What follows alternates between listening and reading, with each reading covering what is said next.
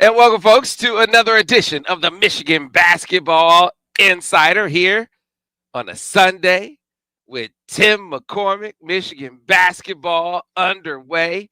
Week 1 in the books. Week 2 going to be exciting as the Wolverines going to be playing Wake Forest. They got TCU later in the week with Wake Forest right on the horizon. And we got a chance to see the Wolverines come out of the gates on fire. Joining me to talk about this and that like he does every single week. Man who was the pride of Clarkston High School, one of the best out of the state of Michigan when he came out, and then went to the University of Michigan where he was the best to do it on the hardwood at Chrysler, first round draft pick in the National Basketball Association, where he played for 10 years and since retiring has been one of the best basketball commentators in the land. But I'd like to introduce him first as my guy, my man, my big fella, Timmy Mack, Tim McCormick. Tim, how you doing?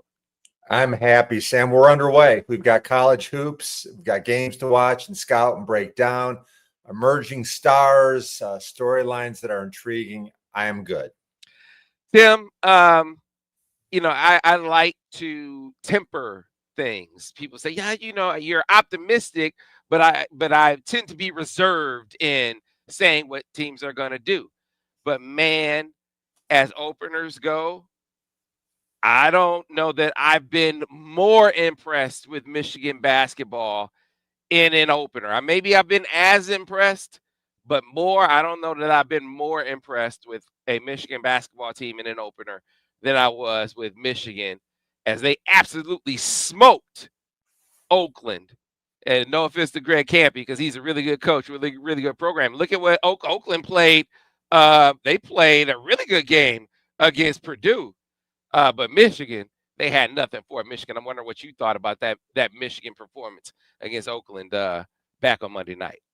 So the next morning after the game, I got a call from Greg Kampe, and we had a really good talk about the game. And he said, "Wow, I have not seen many teams play better than that." He said the size was incredibly difficult.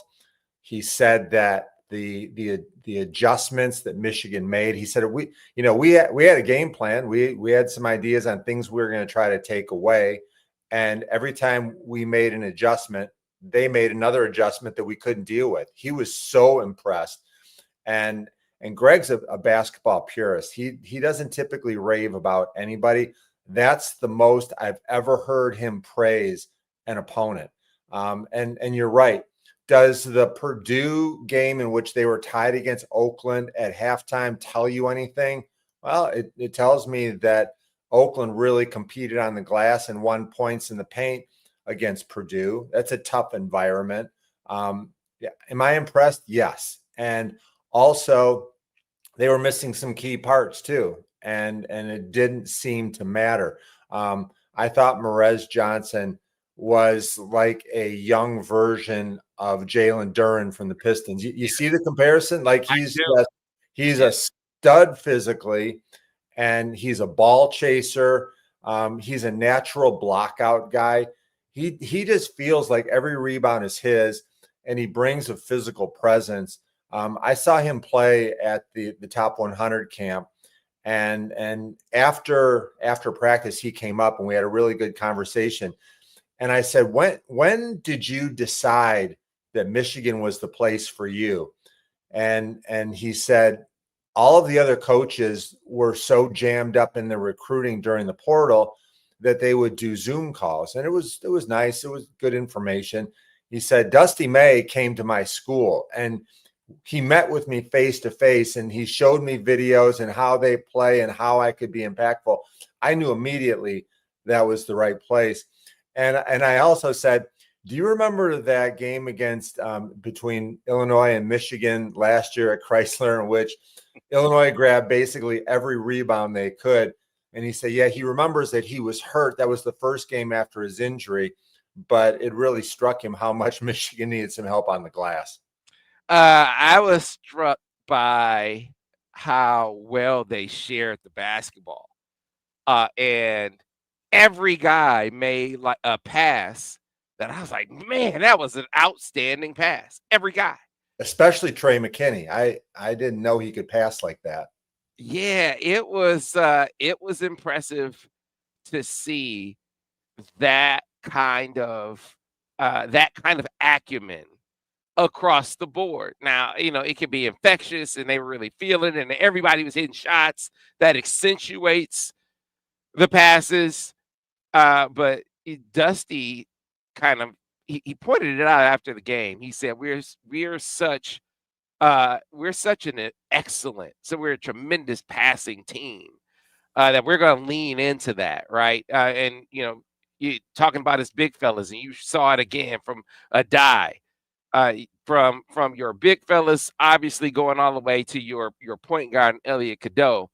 The fact that this team is so good passing the basketball is one of the things that mitigates to a certain extent the concern about the lack of a known, of an established backup point guard, which brings us to your point about Trey McKenney.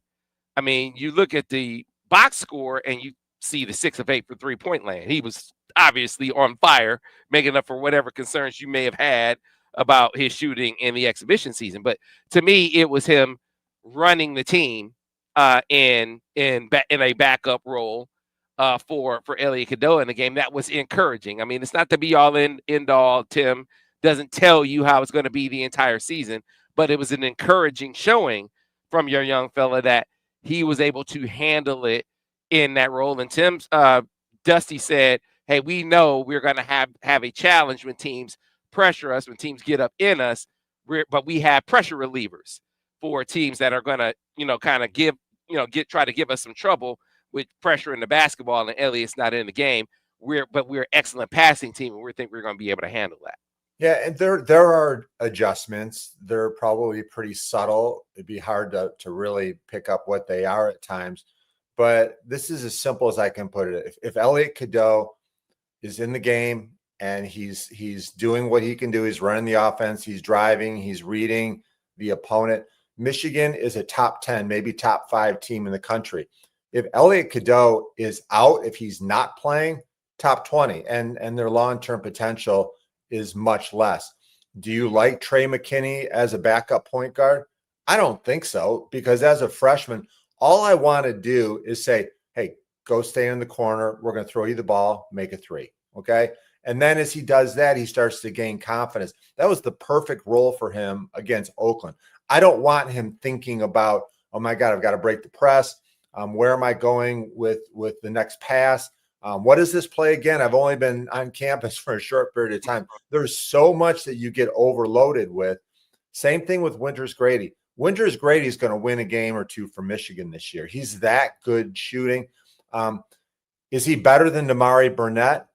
Maybe. He's that good, Sam. This guy can really shoot the ball. So my freshmen, I just want them having fun, being proud of their school. Every third or fourth game, a really good freshman can impact winning, but you really can't count on it every single day. So no, I don't trust Damari Burnett or Roddy Gale or Trey McKenney. They're not point guards. Right. And so that's a concern of mine. It really is. Yeah, I think it's a legit one. I trust, but what I do trust is Dusty. I trust the hell out of Dusty. And he's, he was very matter of fact. He said, we got answers.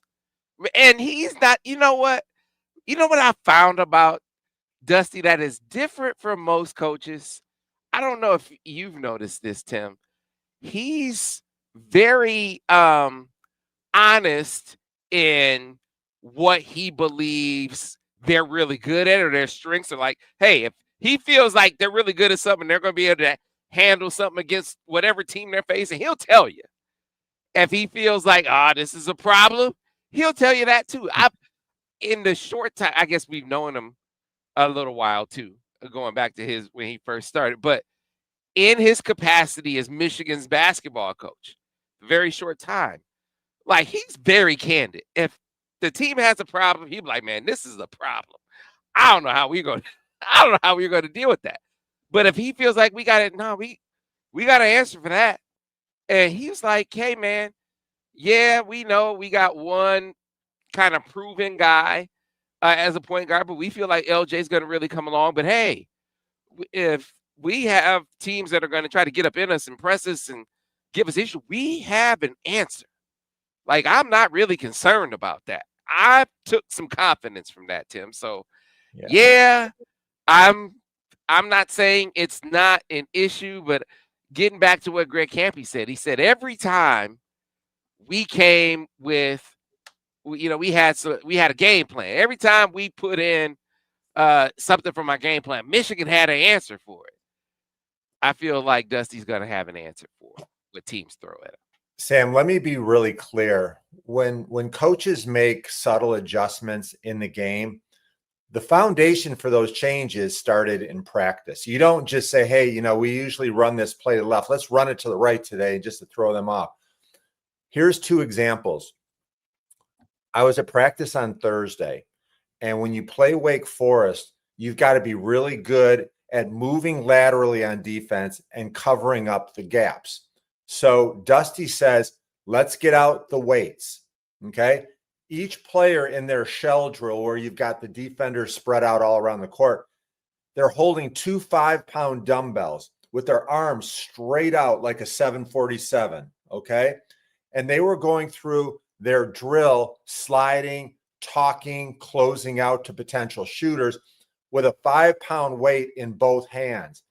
They only did it for 20 seconds, but you could tell the guys, like their traps, their arms, they were burning from that drill. And it was really to emphasize how you've got to talk when you've got some pain. When you get a little bit tired, you've got to push. It was such a great drill. I've seen teams do that with bricks before, never with a 5-pound weight. It was brilliant. Next thing that I saw, and this was super interesting to me, when Michigan plays defensively, they cannot afford to foul. That's one of the coach's biggest problems. In their scrimmage, Dusty said, guys, you're fouling too much. What we're going to do is I want you to understand that if you foul in this scrimmage, you are going to give up a point to the other team, and the other team gets the ball back. And at the end, we're running sprints for the losers. That's like energy and gasoline on a fire for these guys. They love to compete. The rest of the scrimmage, they played for probably 7 more minutes in the scrimmage. 0 fouls, Sam, 0. So that's a tool. Like during the game, he's not going to make them run during a timeout. But the point is, I need this from you. Concentrate on it. Do not foul. And it worked really well. Those are adjustments that you can carry over to a game. Yeah, man, that's you know, you look at what they're asking different guys to do and how they emphasize it. I think they have outstanding ways of really getting that out of guys. I mean, we talk about the physicality. I got a chance to talk to Mike Boynton last week, and from one year to the next, the night and day proposition rebounding for this team is, and coaching rebounding for this team. He said, you know, last year we were coaching from a deficit instinctually. And what did that mean? He said, you know, I didn't have instinctive rebounders. You know, it just wasn't natural for guys to have an understanding of where the ball was going to come off the rim. And, you know, just, you know, Tim, you would be able to better articulate what being an instinctive rebounder is. But he said, I didn't have guys with natural rebounding instincts. And so kind of working with them to compensate for that was a big deal. That's not a thing with this team. From Morez to Yaks, he said the rebounding IQ of this team is just different. And so it's just a matter of using them to really, as examples, to really help some of the guys who might have deficits like Aday, and then upping the level of physicality across the board. So that's why when you go to practice now, from just from last year, understanding that we aren't physical enough as a team in everything that we do, not just rebounding, but driving to the rim, rebounding, of course, playing defense without fouling. That's another thing. How do you play physical defense without fouling? That's something that they go through in practice. All of these things are things that they mock and they mimic, or that they mimic in practice, and they take out the pads. Tim, you've been to practice, man. You see how they do rebounding drills, they do driving drills now, and step through. You better be able to step through with contact, hold on to the dribble.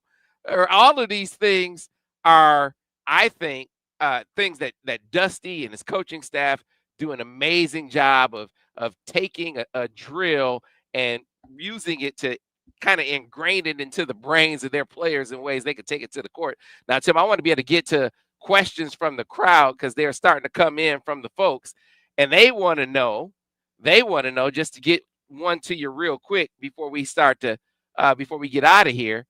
One of them comes from Jennifer, who says, I love this team so far, but I know we're going to hit a wall. Do you think in a close physical game, Tim, to get to what we're talking about, we will be able to pull it off? And who would be the go-to guy? Good question. This team is considerably better than last year. And last year's team won 27 games. They won the Big Ten tournament. They sent their two big guys to the NBA. And the reason that this team is better is on the boards. Did you know that last year against Wake Forest, Vlad Golden and Danny Wolf combined for 6 rebounds? Okay, neither one scored in double figures. They were really good. This group of big guys is better, and they have specialists. First of all, Yax is the go-to guy, and everybody knows it. You can just see it. Last year, only 2 players in the nation led their team in scoring, rebounding, blocks, assists, and steals. Yaxel Lendeberg and Cooper Flagg. That's good company, and there's a chance that he could be the Big Ten Player of the Year. I expect him to be all Big Ten. He could be an All-American if he's as good as what I've seen. And last game, I think he scored 12 points, and he had a huge wrap that looked like something that Tommy Hearns would wear as a boxing glove on his hand and still knock down both of his threes. He's the go-to guy. I have a huge basketball crush on Aday Mara. I love watching him play. Everything about him intrigues me. He's such a good passer. He might be the best passer on the team, he and Cadeau. But he's such a lob threat. He's a rim protector. And then Morez Johnson is one of the best pure rebounders in the conference. He's going to get better and better. And then also by targeting those guys in free agency, I can use that term, I think, they've addressed their rebounding for sure. But also, Will Tschetter is a better rebounder. There were times he struggled last year. Why? Because he was an undersized center. Now they've got him playing more of his natural position. Rebound the ball, just chase it. He's moving so much better. He had 16 against Oakland. This is a kid that is an all-world communicator. Michigan's front line is so darn good and so much better than last year. Yeah, watching and talking to Aday, I see why he wasn't able to play. I see why he couldn't last with Cronin. I understand why it couldn't work. And I understand why it's going to work better with Dusty. But they don't take it easy on him. It's not like you come to Dusty and it's like, oh, they're patting him on the back all the time. Tim, they're beating they really challenge him. I feel like, I don't know if I feel like the physical drills, like the rebounding drills and, stepping through and they hitting them with the pads harder. I don't think they're hitting them with the pads any harder, but I feel like the reaction is different, right? That I think that's what it is more than anything, because they are grizzling him. They're trying to get him to a place that he's not at when it comes to dealing with and playing with physicality. Whereas I think Cronin was probably just yelling at him all the time. And just benching him when he didn't see it. Whereas Dusty is, positive reinforcement. You beat him down with it, and if he doesn't get it, you beat him down with it some more. When he does it right, you give him some positive reinforcement. I look at Elliot Cadeau and Aday Mara and think they have some similarities where a smart coach will understand his players and the way you can best reach them. Like I think you can yell at Will Tschetter and Yex Lundeberg and it won't affect them. Like they'll get mad and want to prove you wrong. Aday Mara, like a lot of big guys, they might be more sensitive than other players. I know that I was. And I always responded better to coaxing and, I want this done. You've got to do this a little bit better rather than get in the face and yell and scream. Dusty's got a really good temperament as a coach and he seems to really understand how to reach his players. Yeah. Jennifer said she followed turnovers were much better in the Oakland game. And Dusty had been saying they weren't turning the ball over in practice. That was great to see. Elliot, 14 assists in the game. Obviously when he was out of the game, Trey did a really good job. They did a great job of taking care of the basketball. They did a really good job of keeping them, helping their defense out because that was a big issue in the St. John's exhibition game. Another question, Tim. Who is our physical presence down low once the starters get in foul trouble? I think you saw once Morez is on the bench. For instance, like where do you get a physical presence from if he's not in the game? If Will Chetter's not in the game, who's giving you some physicality? Somebody's got to be in the game, Sam. They get 5 guys and they've got plenty of players that are physical. I think Roddy Gale and Namari Burnett bring some physicality. And physicality isn't necessarily, knocking somebody down or hard fouls. Right. You can play physical with driving. And when I watched Namari Burnett, this is a guy that addressed something that I thought was a concern last year. When he drove last year, he'd get knocked off the ball a little bit. It was tough to finish that way. Now he's coming 2-step jumps and then powering through. The dunk he had in transition versus Oakland, he would not have been able to make last year. So leg strength doesn't make you jump higher. It really helps your base so that when you drive, you can gather, get your balance, and be more explosive. They've got plenty of guys that bring toughness. It's always not the same way of knocking people down. One thing that I thought was pretty cool, Sam, I told you how they set up that scrimmage where if you get a foul, you give a point to the other team and they get the ball. And the penalty is you got to run suicides afterward. I thought this was so cool. I know you're going to love this story. So they're in the scrimmage. It's coming right down to the wire. And Malik Cordell, a freshman who is just massive in size, he made a late rotation. And right in the middle of the play, Will Tschetter called timeout. He called timeout in practice and told Malik to go sit down and Morez to come in. Like, this is a player subbing during a scrimmage because the freshman didn't learn. And it was so cool because Justin Joyner went right over and talked to Malik to tell him, okay, look, here's what he was saying. You did nothing wrong. We just need it done this way.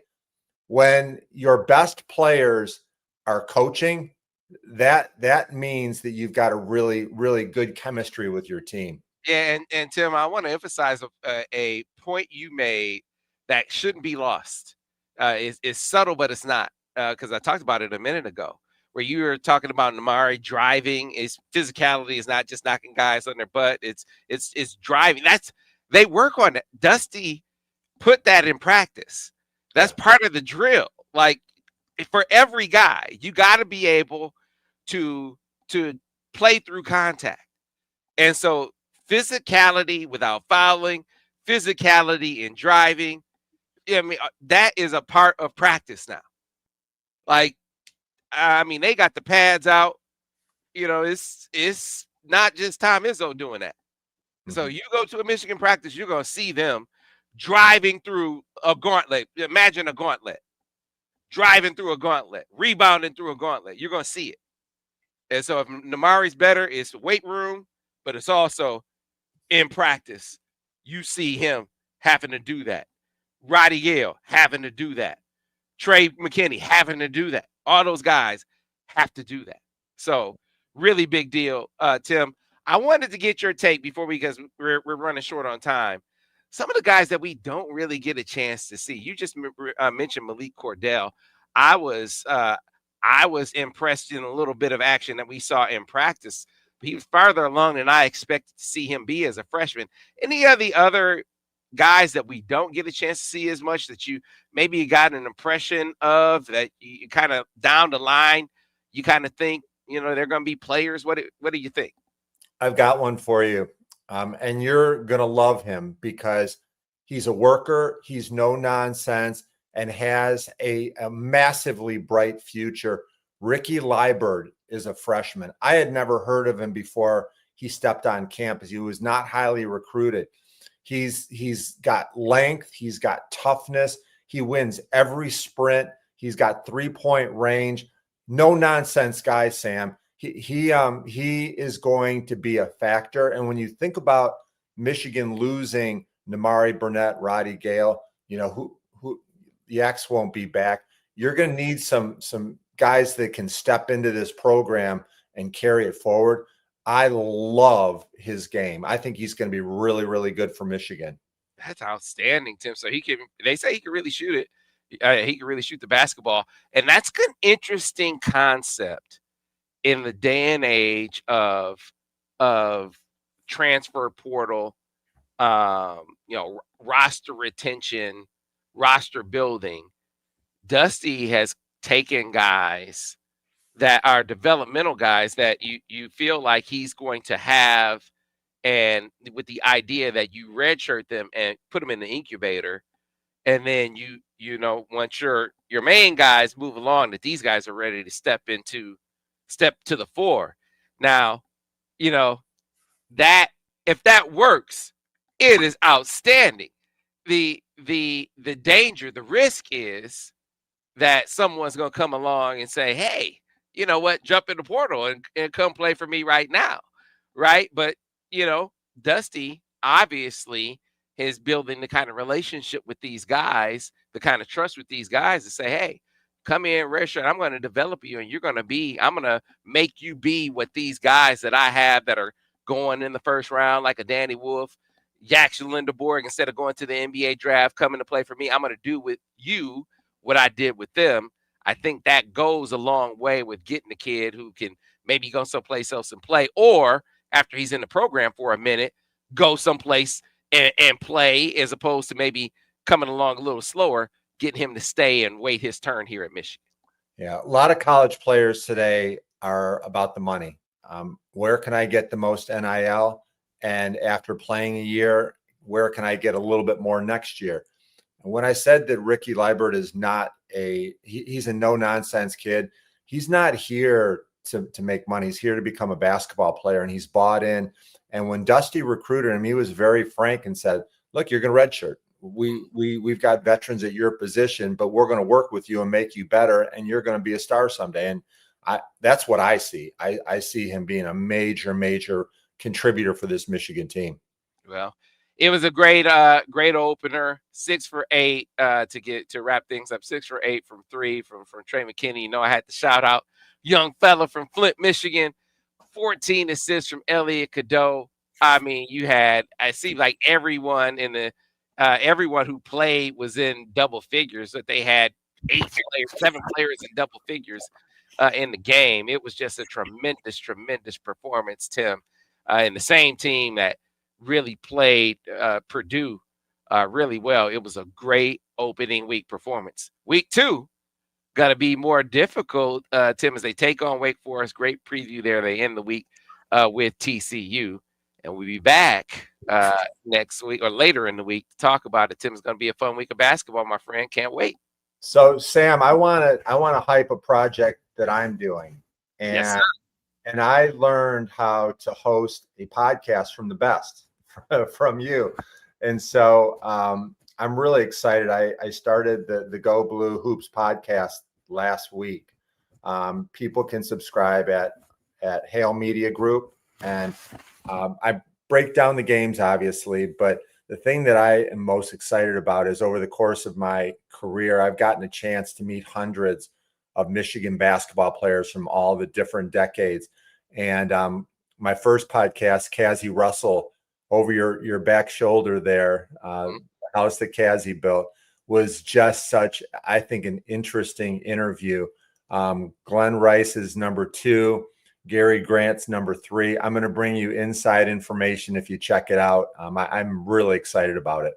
Yep, that's right. That interview with Cassie Russell was outstanding. I was telling Tim, he was the first, Cassie was the first one in an interview to let me know, hey, man, this guy, the Joker, he's going to be a superstar. Yeah. And that was before Nikola Jokic was a superstar. He's a good young player, but he wasn't a superstar. But he was like, man, this guy, the Joker, is going to be a superstar. he called it. He called it. But tell the folks the name of the podcast again, Tim. Go Blue Hoops. It's a podcast that you can find. This is subscribed to at Hale Media Group, HAIL. All right. I already got some subscribers there, Tim. There you go. All right, good. Right. So, folks, but that's going to do it for us. Another edition of the Michigan Basketball Insider in the books. Hope you enjoyed it. We'll be back next week breaking down the week, or later in the week, breaking down the week that was in Michigan basketball. Until then, we'll see you on the next edition of the Michigan Basketball Insider.